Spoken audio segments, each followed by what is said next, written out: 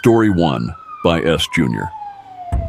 I'm a police officer down in South Jersey, and I've been at this job since I was 23. Now, let me tell you, it's not as exciting as it's cracked up to be. Most of the time, my county is as quiet as can be. We deal with the usual stuff: disturbance calls, the occasional shoplifting, and every once in a blue moon, something a bit more serious. I've worked just about every possible shift there is. Days, evenings, but it was the night shift that sometimes brought in the weirdest calls. One night, working the graveyard shift, I found myself cruising down a quiet road. No streetlights, just dense woods on both sides. It was one of those nights when you wonder if anyone else is even awake. That's when I spotted something unusual. The reflection of taillights was suddenly approaching from the right side, off the road in the grass. As I got closer, I noticed that the driver's side door was wide open. I began to veer onto the grass, slowing down as I fully intended to stop and offer assistance. It's part of the job, right? But as I approached, I saw something that sent chills down my spine.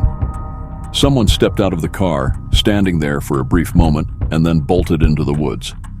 Instinct kicked in, and I radioed in a code for a suspicious person or vehicle. I stepped out of my cruiser, flashlight in hand, fingers resting on the holster just in case.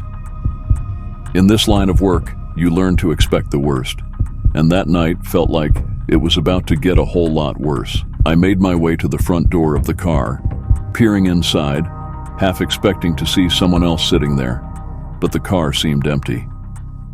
What hit me next was the stench, an unbearable, putrid odor like something rotting. I called out into the woods, asking if anybody needed assistance. My flashlight darted around, casting eerie shadows between the trees. Silence. I returned to the car, shining my light into the passenger side. Blood-soaked tissues and paper towels littered the floor, along with the rear seats, all dark red from the blood. It was a grim sight, to say the least. Somewhere within the woods, I heard footsteps rustling through the leaves. My heart raced as I spun around, flashlight trained on the trees, and I yelled, "Come out of the woods!" There was someone hiding in there, and that was confirmed when I heard a deep voice beyond the shrubs. I asked if they were hurt, preparing to unholster my gun. But there was no response.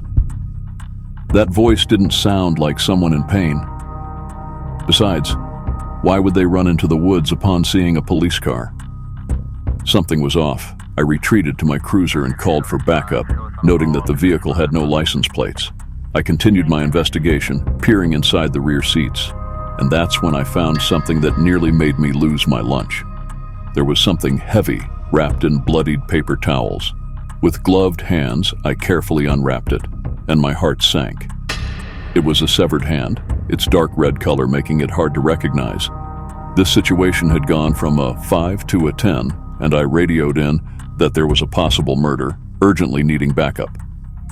I switched on my cruiser's lights to make my location unmistakable.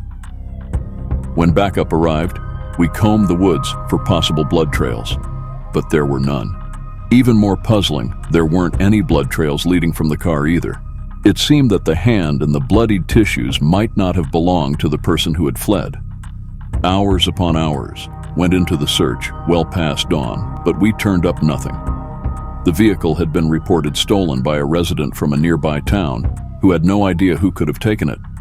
Fingerprints were collected from the steering wheel, and DNA testing was done on the severed hand, but there were no matches in the database. To this day, the identity of the driver of that car and the owner of the severed hand remains a mystery, a dark enigma that still haunts me. Story 2 by B. Blizzard. My partner and I were part of a unit in the sheriff's department responsible for managing tethers or ankle monitors. One particular night, we were on the hunt for someone who had absconded from the program. Our investigation led us to a somewhat shady area in our county.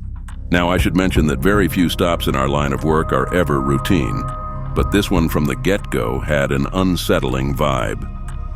My partner took the lead, approaching the front door, while I positioned myself on the side of the house, keeping my focus on him and the side of the building.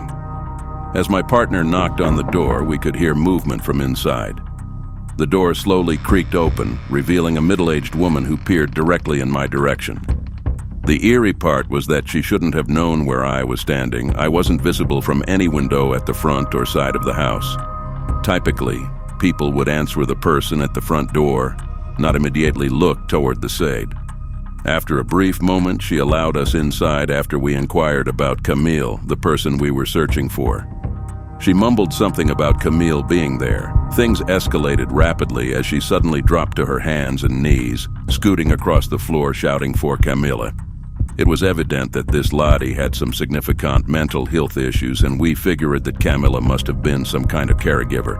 Both my partner and I knew that this situation was far from ordinary, but we proceeded to search the house. Throughout our search, the woman continued to crawl on the floor, persistently calling for Camille and never getting back on her feet. The time was around 8 p.m., and the darkness outside cast an eerie atmosphere within the dimly lit home. Strangely, there were no TVs or electronic devices to be seen. The house had an unsettling layout. It was an older-style home with about 4 bedrooms and 2 floors. Each time I left a room, it felt as if I entered a part of the house I hadn't just been in. Hallways seemed to lead to different parts, almost as if I had entered a dimensional gap of sorts. The woman would occasionally appear right behind me without making a sound, leaving me questioning the inexplicable. At one point, we both ascended the staircase, which seemed like a regular upstairs with bedrooms, or perhaps a bathroom at the top. As we attempted to open a door, it refused to budge. It seemed as though it had been sealed somehow, as if paint had dried in the seams of the door. After some extra effort, the door finally opened, revealing an attic instead of bedrooms. The sight was eerily reminiscent of the movie Paranormal Activity when the character discovers a picture in the insulation. Inside the attic, there was nothing but storage space, insulation, and an older-style light bulb with a dangling string. The woman sat silently at the bottom of the stairs, observing us and occasionally yelling for Camille. After what felt like an hour of searching the same areas repeatedly, going into rooms I could have sworn I had just left, we decided to call it quits and clear the property. As we drove away, the woman was now standing right in front of the door, staring at us as we departed. Strangely, according to our dispatch records and the time we cleared the scene, we were only at the house for 20 minutes, but it felt like we had been there for well over an hour or even 2. What remained more unsettling than the late night hour, the lady repeatedly calling out for Camille while crawling, her eerie ability to quietly appear behind me, was the image of her standing at the door, fixated on us as we left. Needless to say, we never returned to that house